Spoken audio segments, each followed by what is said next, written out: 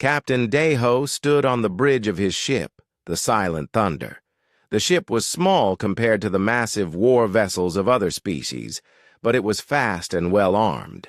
For 3 years, Deho had been patrolling this part of space, watching the border between human territory and the rest of the galaxy. The bridge was quiet, except for the soft hum of computers. His crew of 12 worked at their stations, monitoring sensors and communication channels. They were good people, all of them volunteers who believed in protecting human space. "Captain," called out his sensor operator, a young woman named Mi Young. "I'm picking up something big on the edge of our scan range." Deho walked over to her station. The screen showed 12 large dots moving toward human space. Each dot was at least 3 times bigger than his ship. "Can you identify them?" he asked. Mi Young worked her controls for a few minutes. "Yes, sir. They're Vorthon ships. Battle cruisers by the look of them." Deho felt his stomach tighten. The Vorthans were one of the older species in the galaxy. They had been traveling between stars for over 2,000 years. They were proud, powerful, and they looked down on humans as children who had barely learned to walk among the stars. "Are they responding to our identification signals?" Deho asked. "No, sir. They're ignoring all standard communications." Deho studied the tactical display. The Vorthon fleet was moving in perfect formation, heading straight for New Busan, one of humanity's newest colonies. 2.5 million people lived on that world, most of them families who had left Earth to build a new life. "Send them the standard warning," Deho ordered. Mi Young opened a communication channel. Her voice was clear and professional as she spoke into her headset. "Unknown vessels, you are entering sovereign human space. Please identify yourselves and state your intentions. Unauthorized entry into human territory is forbidden under galactic law." They waited. The Vorthon ships continued moving forward without slowing down. "Try again," Deho said. "Use the emergency frequency." This time, there was an answer.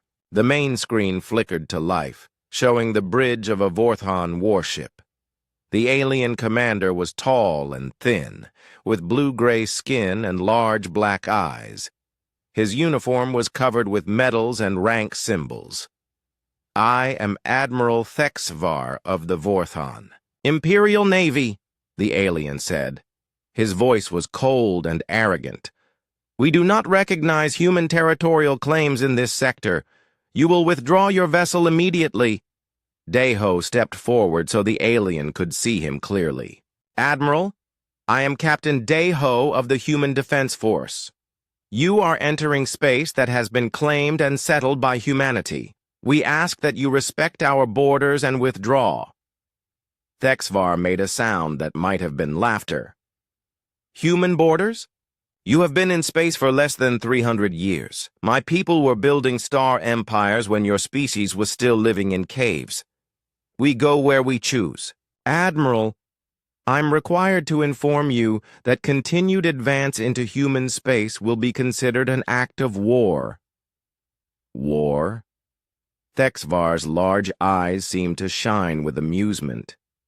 "One small human ship threatens war against the Vorthon Empire? How amusing. We have 12 battle cruisers, each one capable of destroying your entire fleet. What will you do, little human? Ram us with your toy ship?" Deho kept his voice calm. "I will do my duty, Admiral. This is your final warning." Thexvar waved a long, thin hand. "Your warnings mean nothing. We will take what we need from the world you call New Busan. If your people interfere, they will be destroyed. This conversation is over." The screen went dark. Deho looked around his bridge. His crew was watching him, waiting for orders. They all knew what they faced. 12 alien warships against their single patrol vessel. In any straight fight, They would be destroyed in minutes. "Sir?" asked his weapons officer, a man named Dong Wook. "What are your orders?" Dae-ho walked back to his captain's chair and sat down. He thought about the families on New Busan. He thought about the children playing in the colony's parks, the farmers working in the fields, the teachers in the schools, all of them counting on the human defense force to protect them. Mi Young, send an emergency message to Fleet Command. Tell them we have a Vorthon battle fleet entering human space with hostile intent. 12 ships heading for New Busan. Send everything we have on their weapons, shields, and formation. Yes, sir.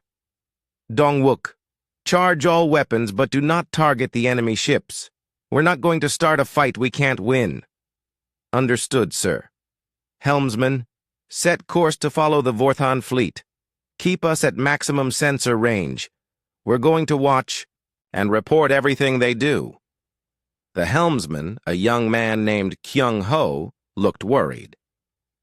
Sir, if they decide to destroy us, then we'll face that when it happens, Dae-ho said. But our job is to protect human space and gather intelligence. We can't stop them, but we can make sure Fleet Command knows exactly what they're dealing with. The Silent Thunder changed course and began following the alien fleet. On the main screen, the 12 Vorthin ships looked like dark stars against the black of space.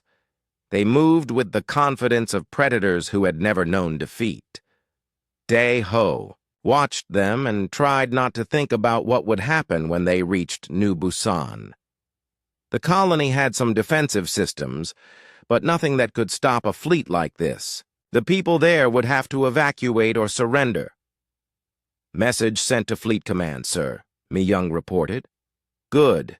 Now start recording everything. Ship positions, energy signatures, communication frequencies. I want a complete record of everything. These ships do. Sir, Dong-wook said quietly. Do you think Command will send help? Dae-ho was quiet for a long moment. The nearest human fleet was 6 days away at best. The Vorthans would reach New Busan in 18 hours. I don't know. He said finally, but I know they'll do something. Humans don't abandon their own. As the hours passed, Dae-ho watched the alien fleet. They were so confident, so sure of their superiority. They had dismissed humanity as weak and unimportant. They thought humans would run away or surrender without a fight. They were about to learn how wrong they were. But first, Dae-ho had to make sure his message reached the right people. He had to trust that somewhere in human space, people much smarter than him were already making plans. Plans that would show the galaxy that humans were not as helpless as they appeared. The Silent Thunder continued its silent watch, a single small ship following 12 giants toward what might be the beginning of a war. Admiral Sunmi received the emergency message while she was eating breakfast in her office, deep beneath Terra Prime's capital city. The message made her put down her coffee cup and sit up straight. She had been expecting something like this for months. Sunmi was 52 years old and had spent 30 years in the Human Defense Force. She had worked her way up from a junior officer on a cargo ship to supreme commander of all human military forces. She was not a tall woman, but everyone who met her remembered her sharp eyes and the way she could see problems coming long before anyone else. The message from Captain Dae-ho was short and clear. 12 Vorthon warships had entered human space and were heading for New Busan. They had ignored all warnings and made it clear they planned to take the colony by force. Sunmi pressed a button on her desk. Within seconds, her aide, Lieutenant Jae-min, appeared at her door. Sir, get me a full staff meeting in War Room 3, all department heads right now, and send word to the President that we may need to activate the emergency protocols. Jae-min nodded and hurried away. Sunmi stood up and walked to the large window that looked out over the command center. Hundreds of people worked at computer stations, monitoring human space and coordinating the activities of the defense force. Most of them had no idea that humanity might be about to face its first real war with an alien species. Sunmi had been preparing for this day since she became Supreme Commander. She had studied every alien species in the galaxy, learning their strengths, weaknesses, and ways of thinking. She had developed new training programs for human soldiers and worked with scientists to create better weapons and ships. Most importantly, she had created Protocol 7. 20 minutes later, Sunmi sat at the head of a long table in War Room 3. The room was deep underground and surrounded by thick metal walls that could stop any known weapon. Around the table sat the most important military leaders in human space. "Ladies and gentlemen," Sunmi began, "we have a situation. As of 2 hours ago, a Vorthon battle fleet entered human space with hostile intent. They are heading for New Busan and have made it clear they plan to take the colony." General Tae Sung, head of ground forces, leaned forward. "How many ships?" 12. Battle cruisers. Each one is 3 times the size of our largest warship. The room was quiet for a moment. Everyone understood what that meant. In a straight fight, the human fleet would be destroyed. "What about the colony?" asked Admiral Hai Jin, commander of the home fleet. 2.5 million people, Sunmi said. "Mostly civilians, families, workers, farmers. They have some defensive systems, but nothing that could stop a fleet this size." "We could send the home fleet," General Tae Sung suggested. "Fight them at New Busan." Sunmi shook her head. "Our best ships would take 6 days to reach New Busan. The Vorthons will be there in 18 hours. And even if we could get there, in time we would lose. They have better weapons, stronger shields, and more experience." "So what do we do?" asked Dr. Yoon-ji, the head of military intelligence. "Let them take our colony?" Sunmi smiled for the first time since receiving the message. "No, we activate Protocol 7. Everyone in the room knew about Protocol 7, but it had never been used.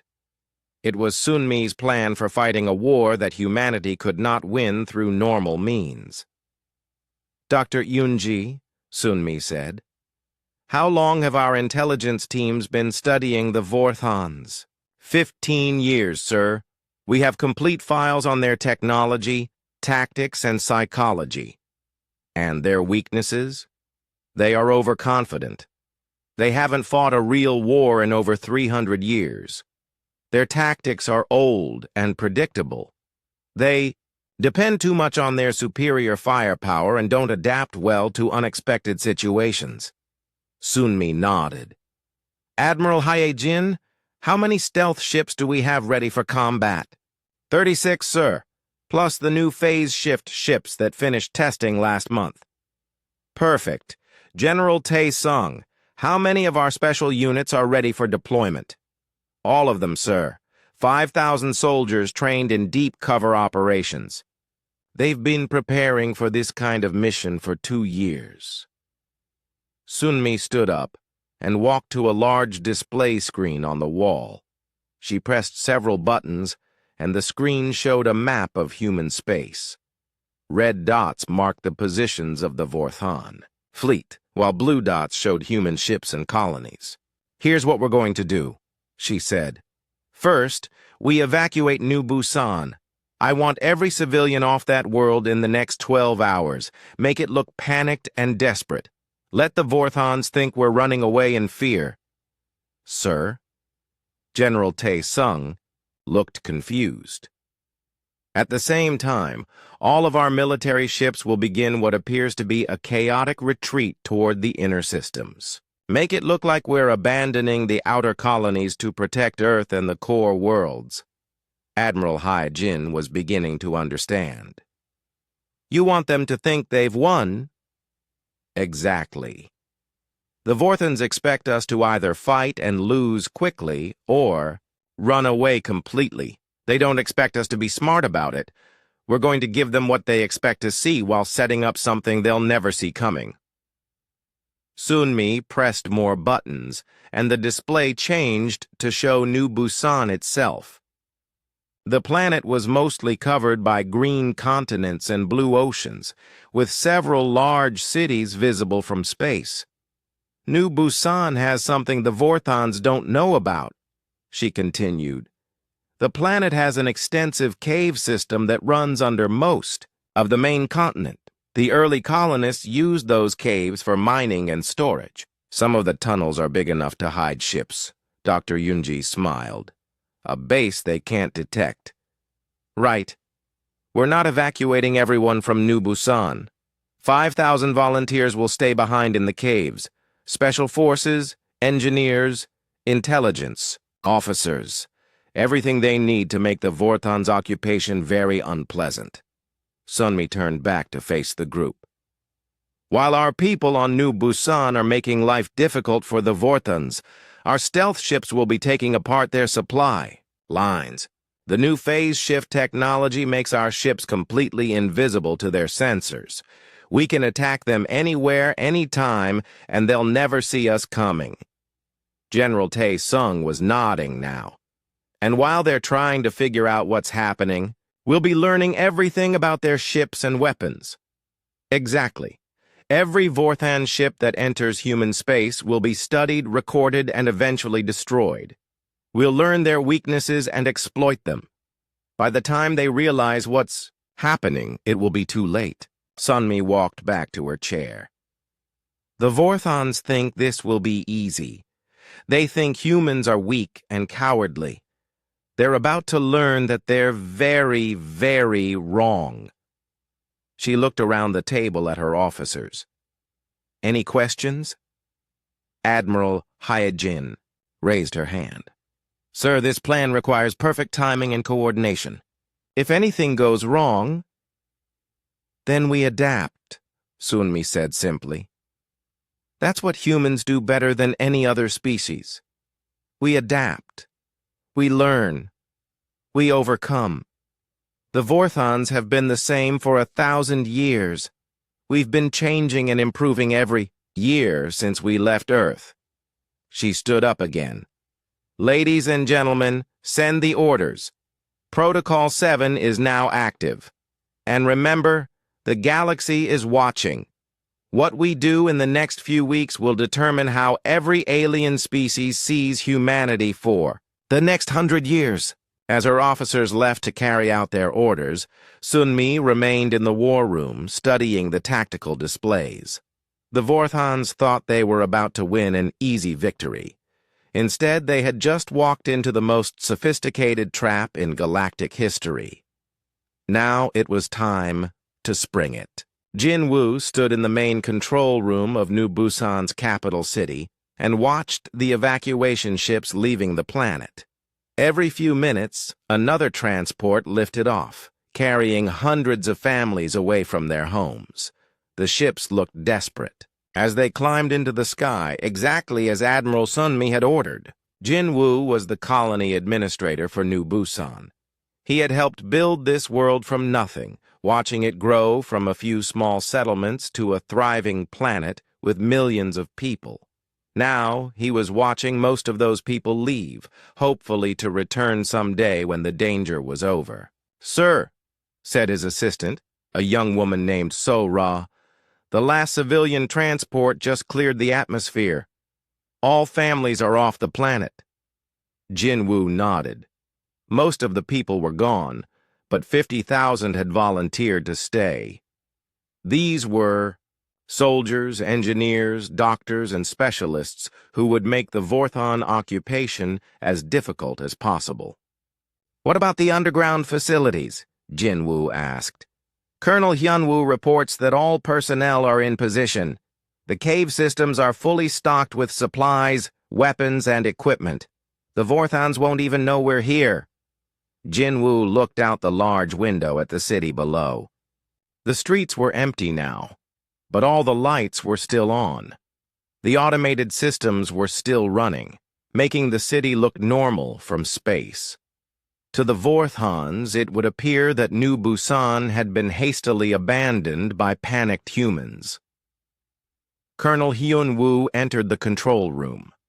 He was a tough-looking man in his 40s who had spent 20 years in the Human Defense Force. He specialized in fighting enemies who were bigger and stronger than his own forces. "Administrator Jin-woo," he said, "my teams are ready. We've got observation posts watching every major city and installation. The moment the Vorthons land, we'll know where they are and what they're doing." "What about communications?" Jinwoo asked. "Hidden transmitters in the cave systems, all connected to the quantum network. We can talk to Fleet Command without the Vorthons detecting our signals." Jinwoo was impressed. In just 12 hours, Hyun-woo's people had turned New Busan into a trap that the Vorthons would never see coming. "The enemy fleet will arrive in 6 hours," Hyun-woo continued. "Once they're committed to landing forces, we'll begin operations. Small hits at first, just to make them nervous. Then we'll escalate." 3 hours later, the Vorthon fleet appeared in the sky above New Busan. The 12 massive ships moved into orbit around the planet, their dark hulls blocking out the stars. From his hiding place deep underground, Jinwoo watched them on a concealed monitor. Admiral Thexvar's voice came over the planet's communication system. "Humans of New Busan, your military has abandoned you. Surrender now and you will not be harmed. Continue to resist and face the consequences." There was no answer from the planet's surface. The automated systems continued running, but no human voices responded to the Vorthon demands. "Sir," one of Thexvar's officers reported, "sensor scans show the major cities are mostly empty. It appears the human population evacuated before we arrived." Thexvar studied the readings from his ship's sensors. "Cowards, as expected. But there may be a few hiding. Send landing forces to the 3 largest cities, establish bases and begin mining operations. If any humans are found, capture them for questioning." Within an hour, Vorthon shuttles were landing in New Busan's cities. The alien soldiers spread out through the empty streets, setting up equipment and securing important buildings. They worked efficiently, like professionals who had done this many times before. Colonel Hyun-woo watched them from a hidden camera in the capital city's main square. The Vorthons were tall and thin, moving with a strange grace. They carried energy weapons and wore armor that gleamed in the sunlight. "Teams 1 and 2. He spoke quietly into his communicator. "Enemy forces are establishing a base in the government district. 50 soldiers, 2 armored vehicles. Begin surveillance." His soldiers were already in position. They had spent years training for this kind of operation, learning to move unseen and strike without warning. Each team consisted of 5 people, with specialized skills: electronics, explosives, weapons, and communications. "Team 3, Hyun-woo continued. "Enemy mining equipment is being unloaded at the spaceport. Document everything. I want to know exactly what they're taking from our world." For the first 2 days, Hyun-woo's people simply watched and recorded. They learned the Vorthon patrol schedules, identified their commanders, and mapped their communication networks. The aliens had no idea they were being observed. On the 3rd day, the problems began. A Vorthon patrol in the Eastern District found their vehicle's engine had stopped working. When they tried to radio for help, their communications equipment was dead.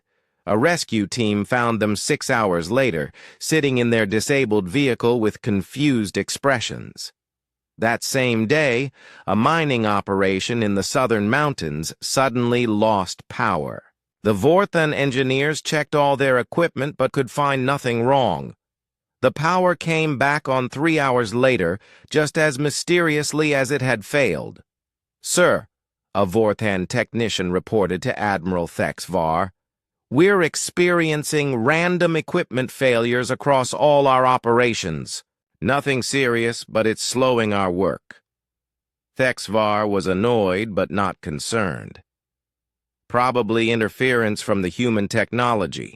Their systems are primitive and poorly shielded. Have our engineers compensate." But the problems continued to grow. Patrols began reporting strange noises in empty buildings. Security cameras showed movement in shadows that turned out to be nothing when investigated. Food supplies spoiled overnight for no apparent reason. On the 5th day, the first Vorthon soldier disappeared. Private Zekmar was on routine patrol in the capital city when he stepped around a corner and vanished. His team searched for hours but found no trace of him. His radio was silent. His tracking device showed no signal. 2 days later, they found his armor neatly stacked in an alley, completely undamaged, but with no sign of the soldier who had been wearing it. "Colonel," Admiral Thexvar called Hyunwoo's counterpart among the Vorthan forces, "what is your assessment of these incidents?" "Sir, it's possible there are human resistance fighters hiding on the planet, but our sensors show no life signs outside our own forces." "Then how do you explain the missing soldier?" The Vorthan colonel had no answer. Over the next week, 3 more soldiers disappeared. Equipment failures became more frequent and more serious. An entire mining station went offline for 12 hours. A supply depot lost half its inventory when the storage containers mysteriously opened and spilled their contents. Admiral Thexvar began to suspect he was facing a more organized resistance than he had expected. But every sensor scan of the planet showed the same thing: empty cities, abandoned facilities, and no signs of human activity. "Sir," his intelligence officer reported, "I recommend we increase security and request additional forces. Something is happening here that we don't understand." Thexvar studied the reports from New Busan. On paper, his forces controlled the planet completely. They had established bases, begun mining operations, and secured all major installations. But his soldiers were nervous, and his officers were reporting problems they couldn't explain. "Very well," he decided. "Request a full battle group from High Command. Tell them we may be facing a larger human force than initially expected." Deep in his underground command center, Colonel Hyun-woo smiled as he listened to the intercepted Vorthan communications.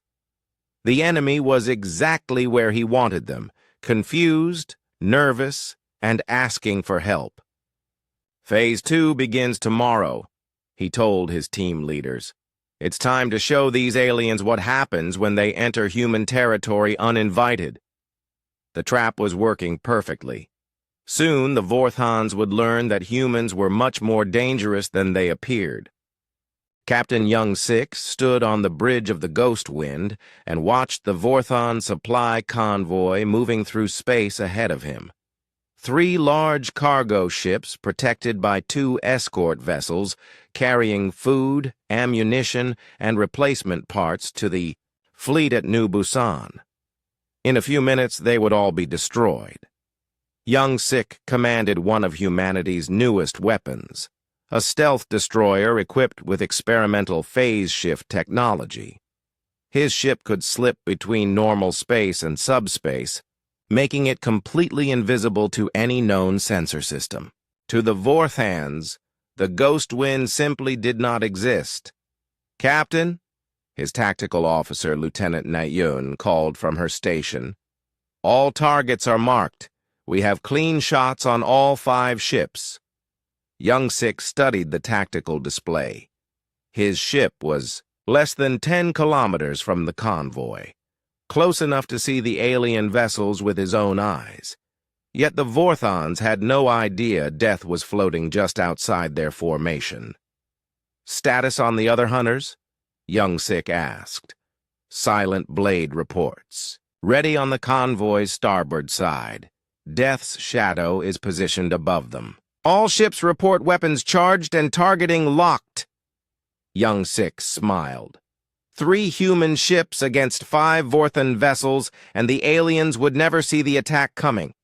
This was Admiral Sunmi's strategy in action.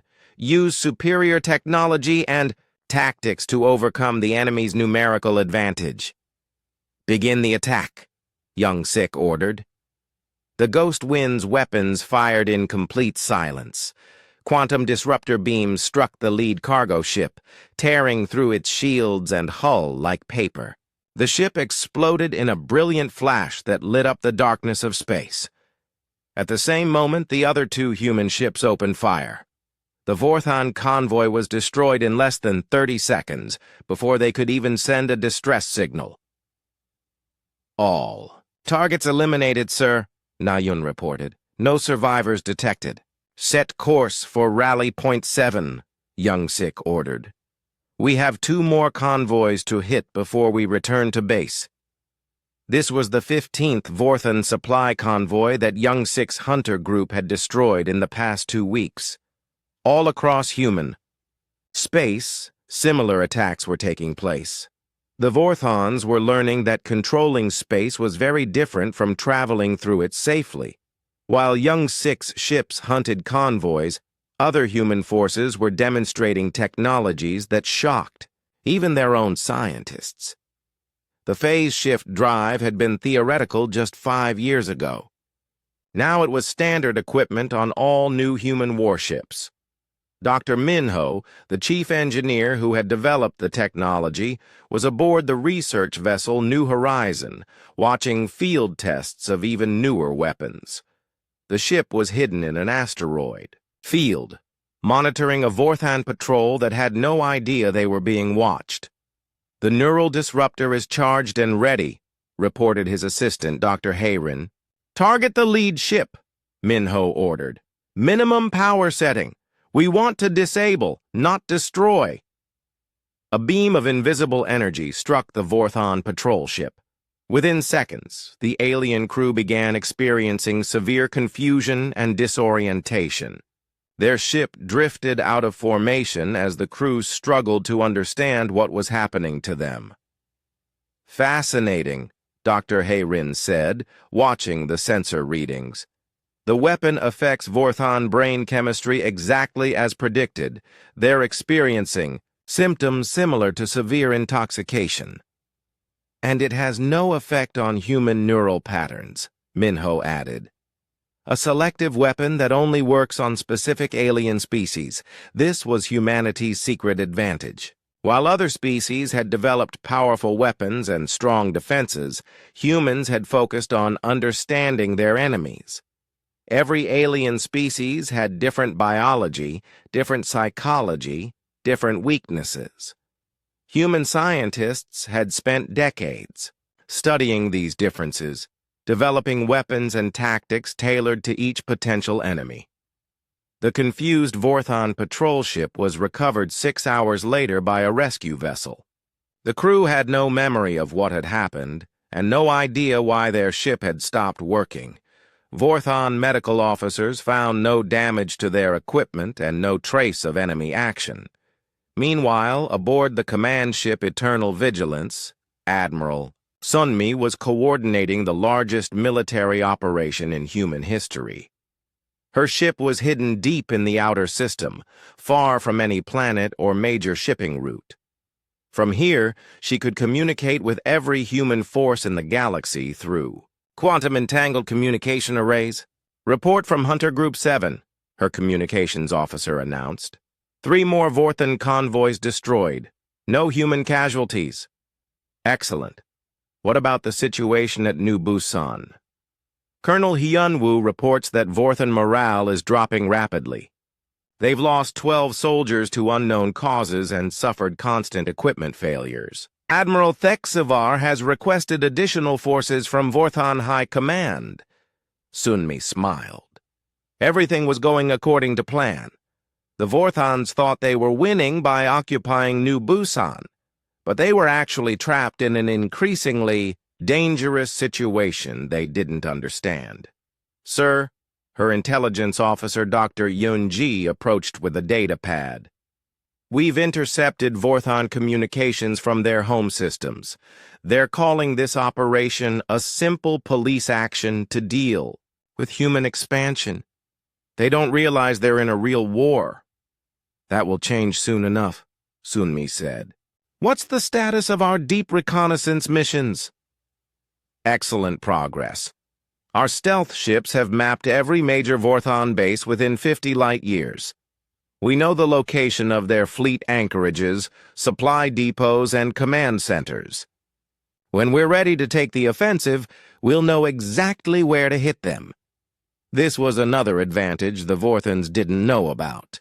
Human ships were not only invisible, they were also much faster than anything the aliens had.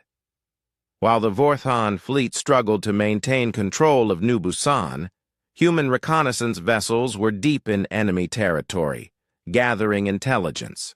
For future operations, Captain Dong-wook commanded one of these deep reconnaissance ships, the Phantom Strike. His mission was to observe the main Vorthon fleet base at Cathara Prime, their most important military installation. "Maintain position at 50,000 kilometers," he ordered his helmsman. "Use passive sensors only. We're here to watch, not fight." Through his ship's advanced sensors, Dong-wook could see the massive Vorthon base clearly. Hundreds of ships moved in and out of the facility, carrying supplies and reinforcements to various parts of the Vorthon Empire. It was an impressive sight, representing thousands of years of technological development and military experience. "Sir," his sensor operator called, "we're detecting something interesting. The Vorthons are retrofitting their ships with new weapons systems." Dong-wook studied the readings. "What kind of weapons?" "Appears to be some kind of enhanced energy cannon, much more powerful than their standard armament. They're preparing for a real war," Dong-wook realized. "They think they're facing a much larger human force than actually exists." This was exactly what Admiral Sunmi had hoped for. By using stealth, superior tactics, and careful psychological manipulation, the humans had convinced the Vorthons that they faced a massive threat. The aliens were responding by committing more and more resources to a conflict they didn't understand. "Send this data to Fleet Command immediately," Dong-wook ordered. "Admiral Sunmi needs to know what the enemy is planning." Back aboard the Eternal Vigilance, Sunmi received Dong-wook's report with satisfaction. The Vorthons were doing exactly what she had predicted, escalating the conflict because they didn't understand what they were fighting. "Dr. Yunji," she called, "how long before the Vorthons realize what's really happening?" "Based on their psychology profiles, probably not until it's too late. They're too proud to admit they might have made a mistake. They'll keep increasing their commitment until they've lost too much to withdraw." "Good. Continue current operations and prepare Phase 3. Lieutenant Na Yun, who had been transferred to Admiral Sunmi's staff, looked up from her station. "Sir, what is Phase 3? Sunmi walked to the main tactical display, which showed the positions of human and Vorthon forces across this entire sector of space. Blue dots represented human ships, while red dots showed enemy positions. The display looked like a chess game played across the stars.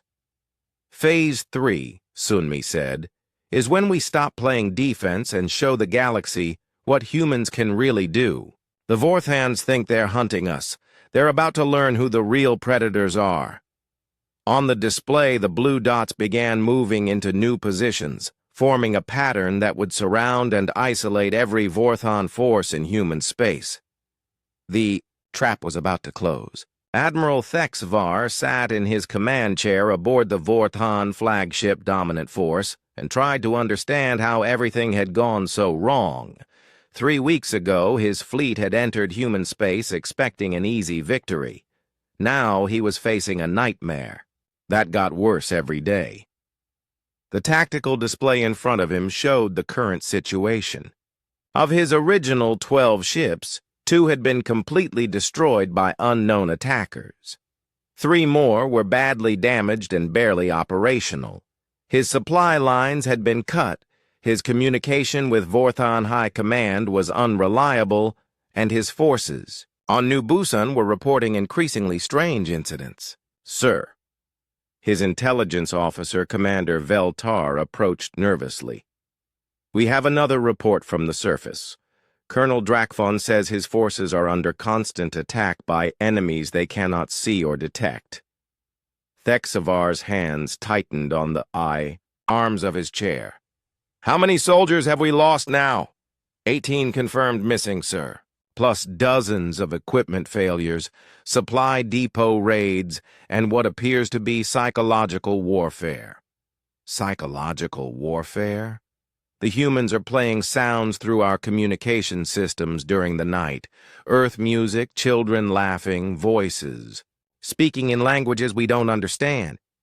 It's affecting the morale of our troops. Thexvar stood up and walked to the main view screen, which showed the planet New Busan rotating slowly beneath them. From space, it looked peaceful and empty, but he was beginning to understand that appearances could be very deceiving when dealing with humans. "What about our request for reinforcements?" "High Command is sending Battle Group Epsilon, 24 ships, including 3 heavy dreadnoughts. They should arrive in 4 days." Thexvar nodded, but he was no longer confident that more ships would solve his problems. The humans weren't fighting like any enemy he had ever encountered. They didn't mass their forces for large battles. Instead, they struck like ghosts, appearing from nowhere, causing damage, and vanishing before his forces could respond. On the bridge of the human research vessel New Horizon, Dr. Yunji was analyzing the latest intelligence reports with growing excitement. As the head of xenopsychology for human intelligence, she had spent years studying alien species. The Vorthon response to human tactics was exactly what she had predicted. "Look at this," she said to her assistant, Dr. Junho, pointing to a data screen. "Vorthon communications are showing classic signs of stress and confusion. They're making more mistakes, taking longer to make decisions, and starting to doubt their own abilities." Dr. Junho studied the analysis. "Their command structure is breaking down?" "Not breaking down, but definitely under strain. The Vorthons have been the dominant military power in this sector for over 1,000 years. They've never faced an enemy that could consistently outthink them. Their entire psychology is based on superiority and control." Dr. Yunji called up another display showing Vorthon military doctrine. "They're trained to fight large conventional battles where superior firepower decides the outcome. They have no experience with asymmetric warfare, stealth tactics, or enemies who adapt their strategy in real time." "What about their technology?" "That's the most interesting part," Dr. Yunji said. "Our field tests show that Vorthon technology is actually less advanced than ours in most areas. They have bigger ships and more powerful basic weapons, but their computers are slower, their sensors are less sensitive, and their materials science is centuries behind ours. This was humanity's greatest secret. While the galaxy saw humans as newcomers who had barely learned to travel between stars, the truth was very different. Human technology was advancing at a rate that no other species could match. What took other civilizations centuries to develop, humans accomplished in decades." Dr. Minho, the chief engineer, joined their conversation. "I've been analyzing captured Vorthon equipment. Their ships are built like fortresses, designed to survive in conventional battles. But they have no defense against our phase-shift weapons or neural disruptors. More importantly, Dr. Yun-ji added, "They can't adapt to new situations quickly. Their military has been using the same tactics for hundreds of years. When those tactics don't work, they just use more of them instead of trying something different." Meanwhile, Captain Young-sik was demonstrating this human advantage in a dramatic way. His hunter group had tracked down the Vorthon heavy cruiser, Relentless Fury, one of the most powerful ships in their fleet. Instead of avoiding such a dangerous target, Young-sik had decided to attack it directly. "Target their command bridge," he ordered Lieutenant Ne-Yun. "Neural disruptor, full power." The Ghost Wind fired its invisible weapon at the massive alien warship. Within minutes, the entire Vorthon command crew was unconscious. The ship drifted helplessly in space, its weapons powered down and its shields failing. "Now hit their engine room with quantum disruptors," Young-sik continued. The second attack crippled the Vorthon ship's propulsion system. The Relentless Fury, which had been the terror of this part of space, was now a floating wreck. "Sir," Na-un reported, "we're receiving a surrender signal from the alien ship." Young-sik was surprised. In all his battles with the Vorthons, none had ever surrendered before. They usually fought to the death rather than admit defeat. "Accept their surrender. Take the command crew prisoner and leave the ship disabled. Let them explain to their superiors how a single human ship defeated their pride and joy." This incident was reported to Admiral Sunmi within hours. She studied the report with great interest, not because of the military victory, but because of what it revealed about changing Vorthon psychology. "They're starting to break," she told her staff officers. "For the first time in their history, the Vorthons are facing an enemy they can't defeat through conventional means. It's shaking their confidence in everything they believe about warfare." "Sir," her communications officer interrupted, "we're receiving a message from Vorthon High Command. It's addressed to you personally." Sunmi was intrigued. "Put it on the main screen." The display showed a Vorthon admiral she didn't recognize, sitting in what appeared to be a formal council chamber. Behind him stood several other high-ranking Vorthans in elaborate uniforms. "I am Admiral Krevnor, Supreme Commander of the Vorthon Imperial Navy," the alien said. "I am addressing the leader of human military forces in this sector." Sunmi nodded to her communications officer to open a return channel. "I am Admiral Sunmi, Supreme Commander of Human Defense Forces. What do you want?" "We wish to discuss terms for ending this conflict," Krevnor said. "The Vorthon Empire is prepared to offer compensation for any damage caused by Admiral Thexvar's unauthorized incursion into your territory."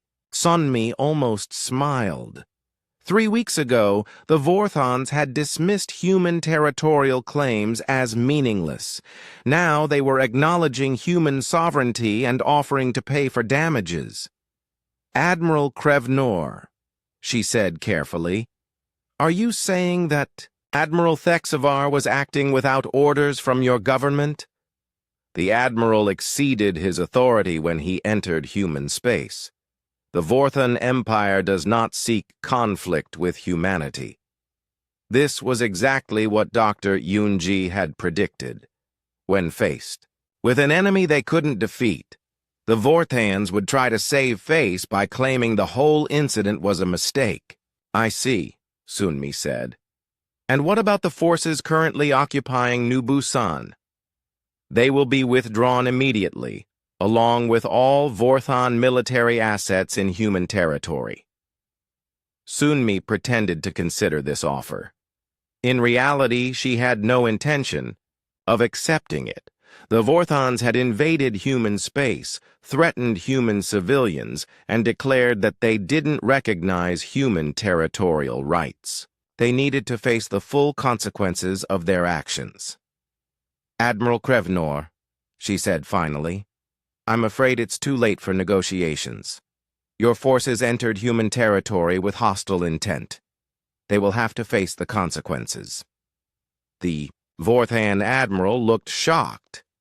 You are rejecting our offer of peace?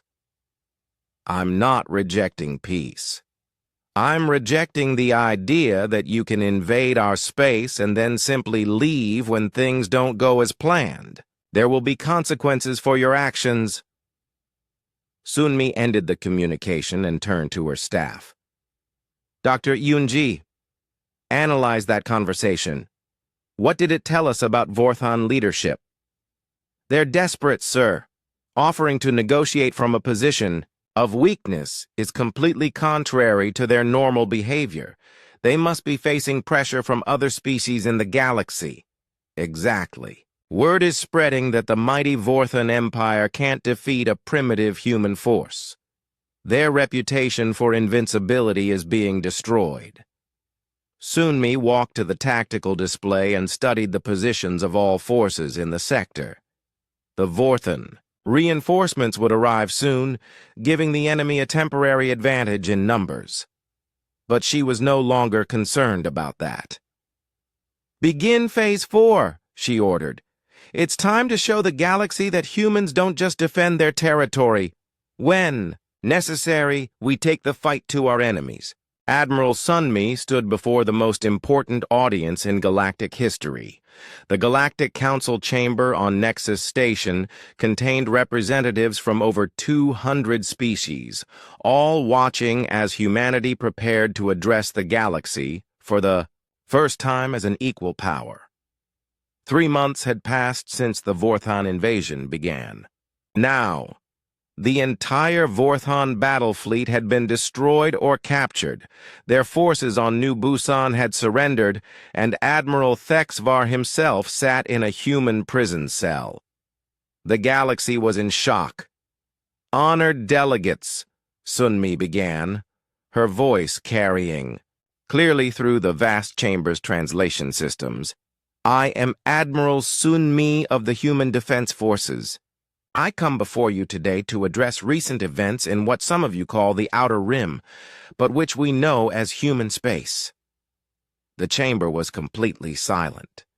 Many of the alien delegates had never seen a human before, except in intelligence reports that described them as a minor species of little importance. Now they were hearing from the leader of a military force that had just destroyed one of the galaxy's most powerful fleets. 3 months ago, a Vorthan battle fleet entered human territory without permission and with hostile intent.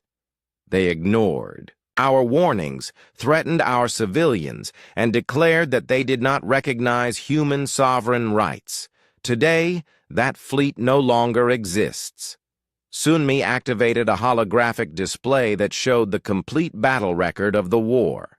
The delegates watched in fascination and growing alarm as human forces systematically destroyed a fleet many times their size. Some of you may wonder how this was possible, Sunmi continued. The Vorthan Empire has been a major galactic power for over 2,000 years. Their military technology is advanced, their soldiers are experienced, and their ships are among the largest and most powerful in known space. The display changed to show detailed technical analyses of human and Vorthan equipment. Dr. Yunji had prepared this presentation carefully, revealing just enough to make humanity's capabilities clear without giving away important secrets. The answer is simple, Sunmi said. While other species have remained relatively static for centuries or millennia, humanity continues to evolve. Our technology advances every year. Our tactics adapt to every new situation. Our understanding of galactic civilization grows with each encounter. She gestured to the display, which now showed a timeline of human technological development compared to other species. The difference was dramatic. Where alien civilizations showed slow, gradual progress over thousands of years, human advancement was an almost vertical line. We did not seek this conflict, Sunmi emphasized. We asked only that our borders be respected and our sovereignty be recognized. When the Vorthan Empire chose to ignore these reasonable requests, they discovered that humanity is not as defenseless as we may appear. Commander Tae Jin, Sunmi's intelligence chief, stepped forward to present the detailed battle analysis. He was a calm, methodical man who had spent years studying galactic military forces. "Esteemed delegates," he began, "I will now show you exactly how human forces defeated the Vorthan invasion. Please understand that this information is being shared as a demonstration, not a threat." The holographic display showed the first phase of the war, with human forces appearing to retreat. In panic, many of the alien delegates nodded knowingly, thinking this looked like the expected response of a weaker species. Then the display showed what had really been happening. Human stealth ships moving through Vorthan formations undetected. Intelligence. Teams on New Busan turning the occupied planet into a trap. Supply convoys being destroyed by invisible attackers. The Vorthans believed they were fighting a conventional war, Tai Jin explained. They expected humans to either surrender immediately or fight large battles they could not win. Instead, we fought an asymmetric campaign that made their superior numbers and firepower irrelevant. The display showed the final phase, where human forces had systematically destroyed or captured every Vorthan ship. The aliens in the chamber began to understand that they had seriously underestimated humanity's military capabilities.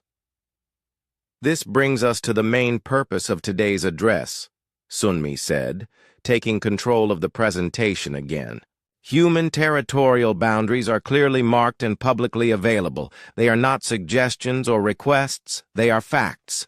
The holographic display changed to show a detailed map of human space, with clear boundary markers and navigation warnings. The territory was much larger than most of the delegates had realized. Any species that chooses to enter human territory without permission will be treated as the Vorthan fleet was treated. This is not a threat. It is a statement of policy. We have no desire to conquer other worlds or interfere in galactic affairs. We ask only that our sovereignty be respected. Diplomat So Young, humanity's new ambassador to the Galactic Council, stepped forward to present the political aspects of the human position. "Honored delegates," she said, "humanity seeks peaceful relations with all galactic civilizations. We offer trade, cultural exchange, and cooperation in scientific research. But we will not accept being treated as inferiors simply because we are relatively new to interstellar civilization." The display now showed human colonies, industrial facilities, and research stations throughout their territory. The delegates could see that humanity had built an impressive civilization in a remarkably short time. "We have much to offer the galactic community," So Young continued.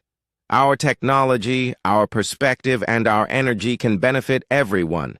But these benefits will only be available to those who treat humanity as equals." The presentation concluded with a simple but powerful demonstration. The display showed real-time positions of human military forces throughout the galaxy. There were far more ships than anyone had suspected, and they were much more advanced than intelligence reports had indicated. "In closing," Sunmi said, "I want to make humanity's position absolutely clear. We do not seek to dominate or control other species. We do not claim territory that belongs to others.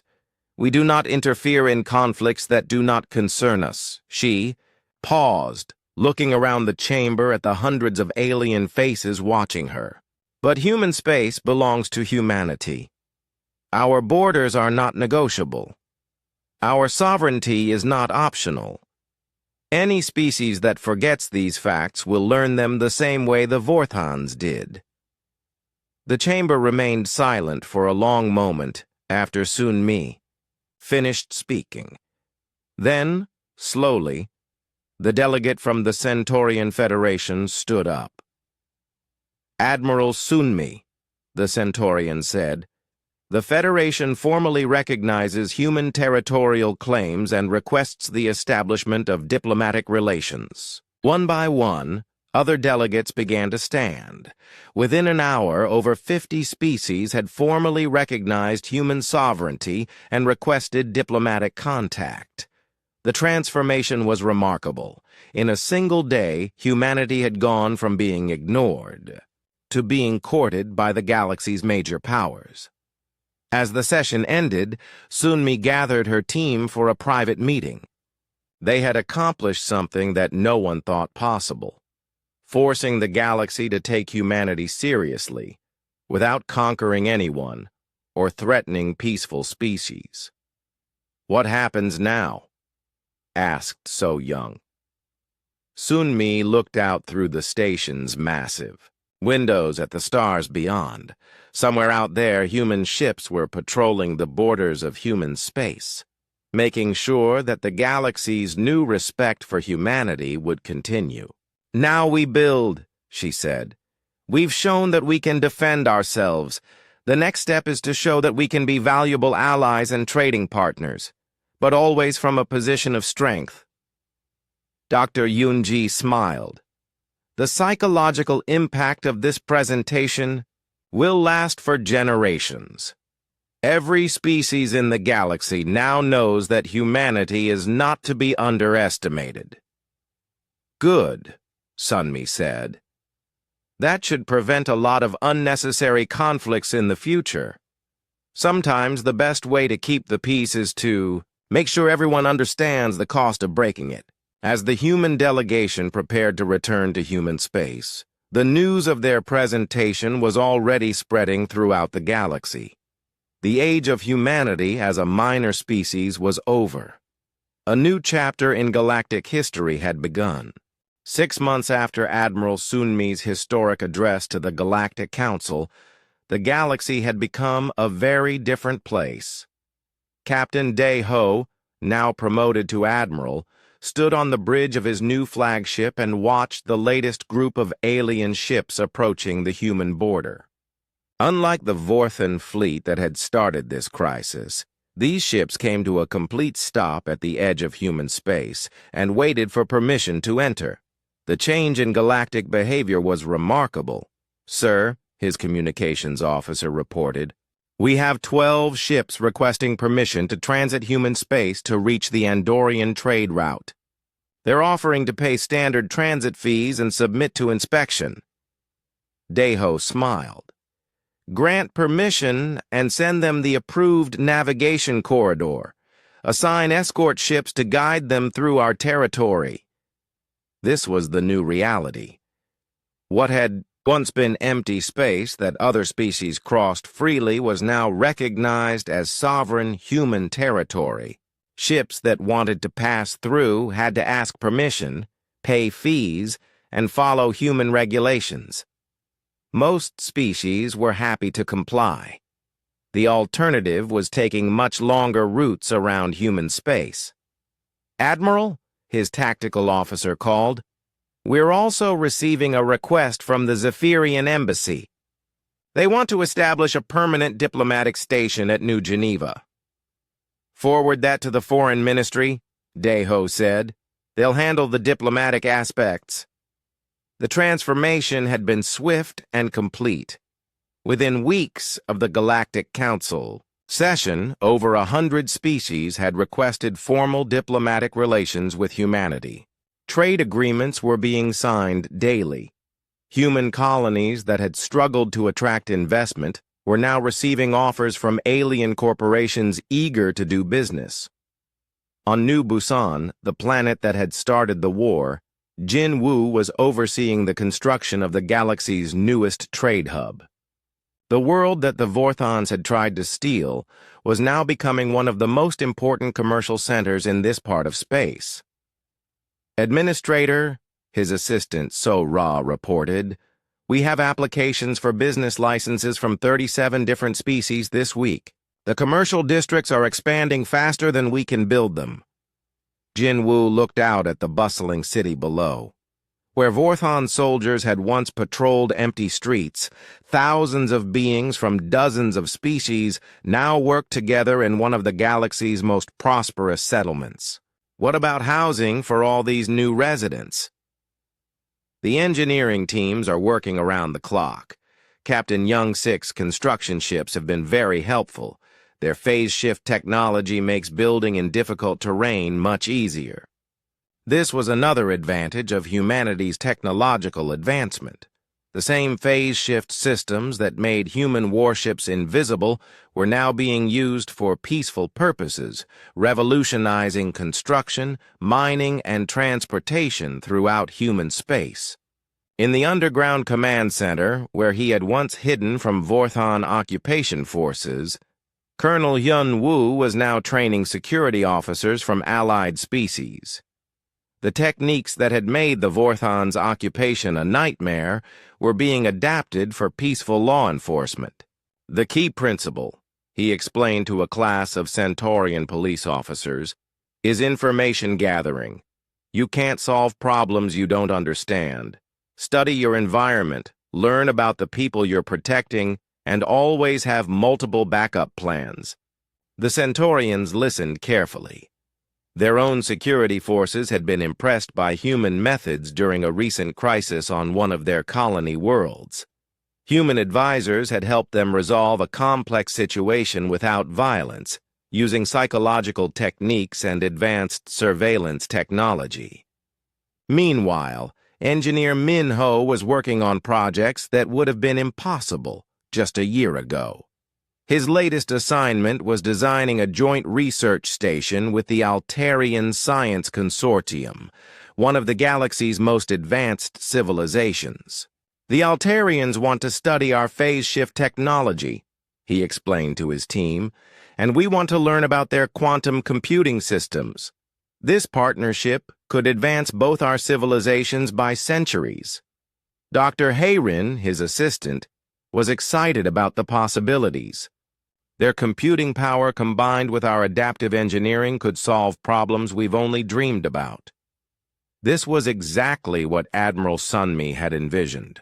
Humanity was not just defending its territory, it was becoming an integral part of galactic civilization. Human technology, human perspectives, and human energy were helping to solve problems throughout the galaxy. But the most important changes were happening at the borders of human space itself.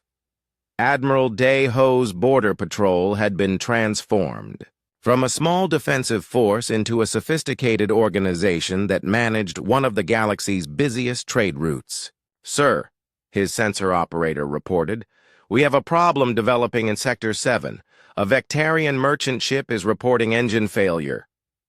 "Dispatch rescue ships immediately," Dae Ho ordered, "and send medical teams in case there are casualties." This was standard procedure now. Human space was not just defended, it was actively patrolled and maintained. Any ship in distress could count on immediate assistance from human forces. This had created an atmosphere of safety that encouraged peaceful travel and trade. The rescue operation was led by Captain Ji-hoon, one of the new generation of human officers who had grown up during humanity's rapid expansion. His ship, the Iron Promise, reached the disabled Vectarian vessel within an hour. "This is Captain Ji-hoon of the Human Defense Force," he transmitted to the alien ship. "We're here to assist you. What is the nature of your emergency?" "Captain, this is grateful for your help," the Vectarian commander replied in accented Standard Galactic. "Our primary drive has failed and we have injured crew members. Stand by for emergency docking. We'll have medical teams aboard your ship within 10 minutes. This kind of incident happened several times each week. Human rescue and medical teams had earned a reputation throughout the galaxy for their skill and efficiency. Species that had once dismissed humans as primitive now requested human assistance during emergencies. As Ji-hoon's medical teams worked to save the injured Vectarians, he reflected on how much had changed. His father had been a cargo pilot who remembered when human ships were often ignored or turned away at alien ports. Now, human assistance was sought after throughout the galaxy. The Vectarian ship was soon repaired and on its way, but not before its commander had made a formal request to establish trade relations with humanity. This was typical. Species that experienced human assistance often became strong allies. Back on Terra Prime, Admiral Sun Mi was meeting with President Han Sol to discuss the latest developments. The rapid changes in humanity's galactic position had created new opportunities but also new responsibilities. "Admiral," the President said, "I've been reviewing the reports from our diplomatic missions. Over 80 species now have formal treaties with us, and that number is growing every week." "Yes, sir. The demonstration effect of our military capabilities has opened doors throughout the galaxy, but it's our peaceful activities that are keeping those doors open." "What about potential threats? Are there any species that might challenge our position?" Sunmi consulted her datapad. "Intelligence reports suggest that most potential adversaries are taking a wait-and-see approach. The Vorthon defeat was so complete that no one wants to test our defenses directly. And the Vorthons themselves? They've been surprisingly cooperative. Admiral Thexvar is still in prison, but the Vorthon government has made full reparations and signed a comprehensive peace treaty. They seem to have learned from their mistake." This was perhaps the most remarkable change of all. The Vorthon Empire, which had once dismissed human territorial claims, was now one of humanity's most reliable neighbors. Their humiliating defeat had taught them to respect human capabilities, and their natural pragmatism had led them to seek friendship instead of continued conflict. President Han Sol stood up and walked to the window that overlooked Terra Prime's capital. The city below was busier than ever, with alien visitors, diplomatic delegations, and trade representatives from across the galaxy. 6 months ago, most of the galaxy barely knew we existed, he said. Now we're becoming a major power. How do we make sure we use this position responsibly? By staying true to the principles that got us here, Sunmi replied. We defend our own territory absolutely, but we don't threaten others unless they threaten us. We share our knowledge and technology with those who treat us fairly, and we always remember that our strength comes from our ability to adapt and grow. As if to emphasize her point, her communicator chimed with an urgent message. Sun Mi read it and smiled. Sir, I just received word that the Galactic Council has voted unanimously to invite humanity to join the Security Committee. We're being offered a permanent seat with veto power over major galactic decisions. President Han Sol looked surprised. That's unprecedented for a species so new to interstellar politics. It's also recognition that we've become too important to ignore. Our territory controls several major trade routes, our military capabilities are proven, and our technology is advancing faster than anyone else's. The President nodded thoughtfully. Accept the invitation, but make it clear that we'll use our position to promote peace and cooperation, not to dominate other species. 2 years after the Vorthon War ended, Captain Vextal of the Zenthari Republic nervously approached the edge of human space. His ship, the Swift Current, carried urgent diplomatic messages that could prevent a war between his people and the Rigelian Empire. The fastest route to Rigelian space passed directly through human territory. Vextal was young for a starship captain, but he had studied the recent history of human-alien relations carefully. He knew exactly what had happened to the last military force that had entered human space without permission. Navigator, he called to his crew, stop all forward movement. We are now at the edge of human territory. His navigator, a veteran officer named Tokmar, checked their position carefully. "Confirmed, sir. We are exactly at the boundary markers." Vextal had insisted on this precision. The automated beacons that marked human space broadcast their warnings in hundreds of languages, including Zenthari. The message was simple and clear. "You are approaching human territory. Entry without permission will be considered an act of war." "Communications officer, send a formal request for safe passage. Include our diplomatic credentials and our intended route through human space." The message was transmitted immediately. Vextal knew that human border patrols monitored their territory constantly. The response came within 5 minutes, much faster than he had expected. "Swift Current, this is Captain Ji-hoon of the Human Defense Force vessel Iron Promise. We have received your request for diplomatic transit. Please maintain your current position while we verify your credentials." Vextal was relieved to hear politeness in the human captain's voice. He had heard stories about what happened to ships that tried to force their way through human space, but he had also heard that legitimate visitors were treated with respect. "Captain Ji-hoon," Vextal responded, "we will remain at our current position. We appreciate your assistance in this matter." While they waited, Vextal studied the tactical display. His sensors could detect at least 3 human ships in the area, though he suspected there were more that his equipment couldn't see. The humans had a reputation for stealth technology that was far ahead of anything else in the galaxy. "Sir," his sensor operator reported, "I'm detecting a human ship approaching. It's much larger than anything in their published fleet specifications." Through the main view screen, Vextal watched a sleek human warship glide toward them. The vessel was beautiful in its elegant simplicity, and he could see weapon systems that he didn't recognize. This was clearly one of the advanced ships that had destroyed the Vorthon fleet. "Swift Current," Captain Ji-hoon's voice returned. "Your credentials have been verified. You are cleared for transit through human space.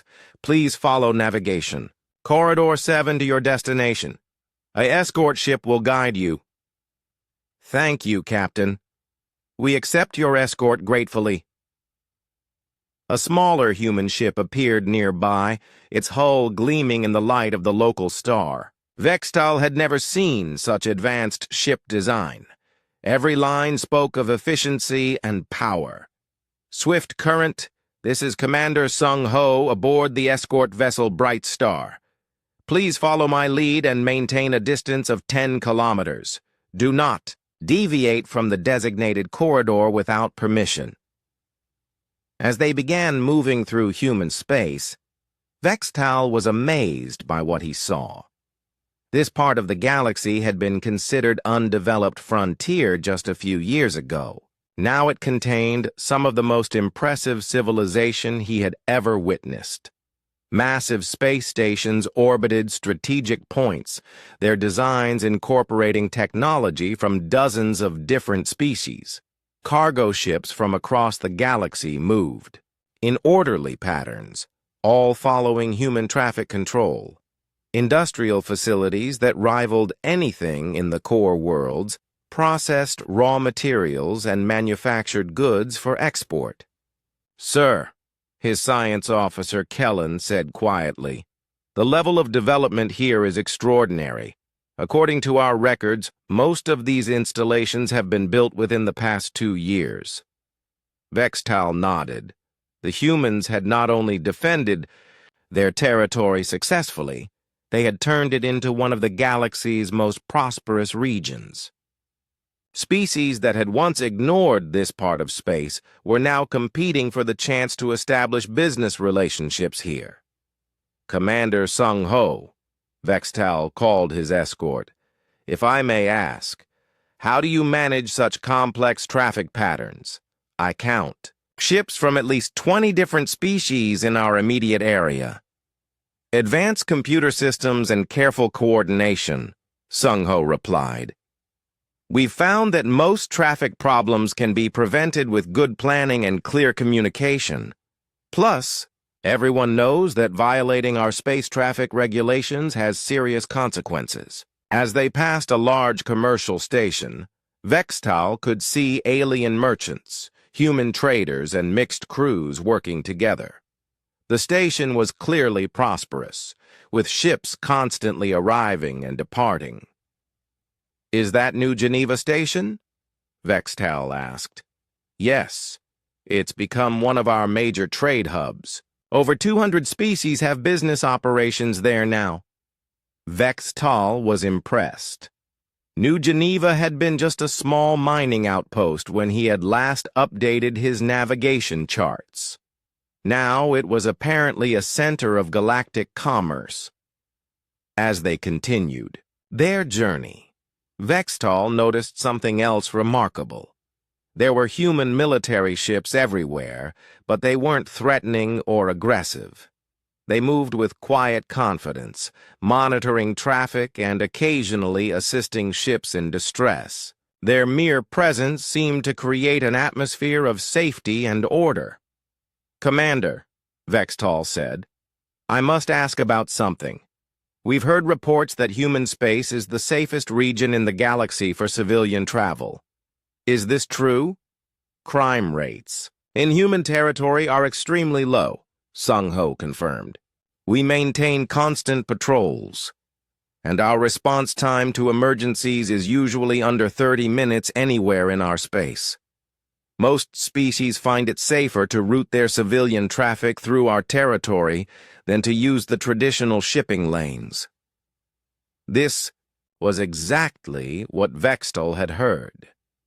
Pirates and raiders who had once operated freely in this region had simply disappeared after humanity established control.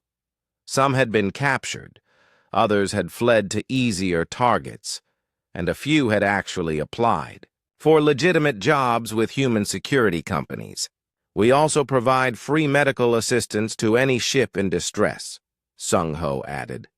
"Our rescue teams are trained to work with dozens of different species biology." As if summoned by his words, they passed a human medical ship that was assisting a damaged alien freighter.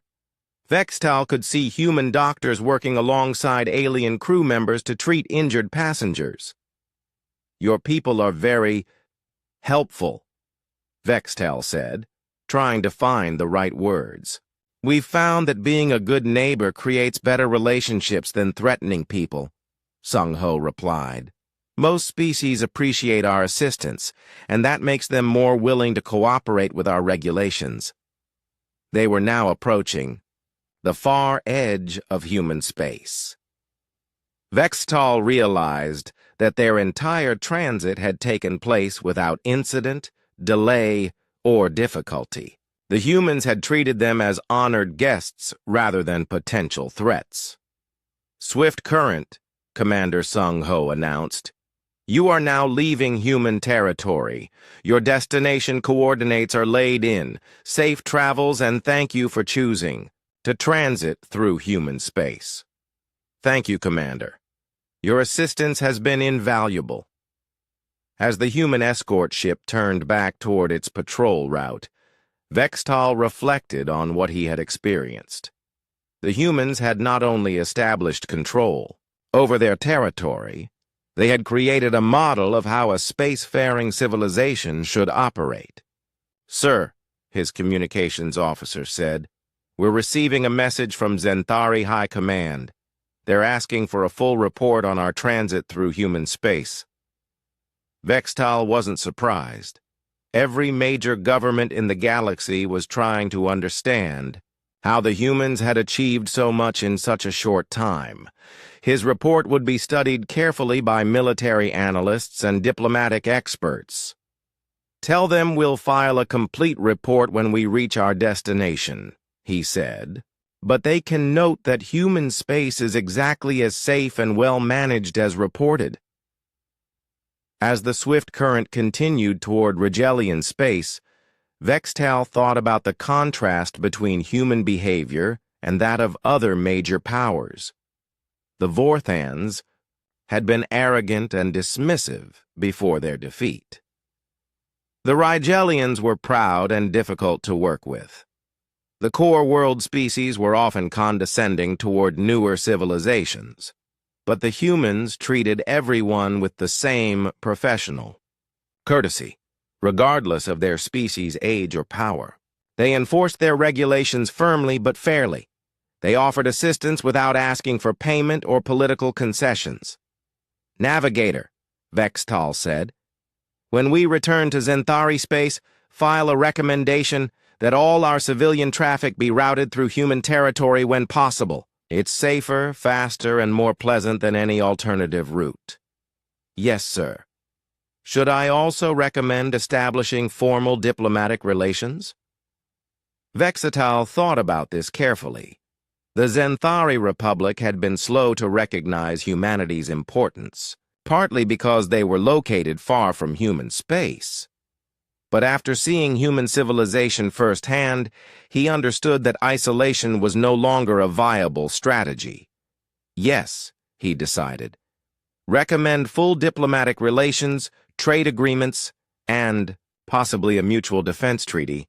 The humans are going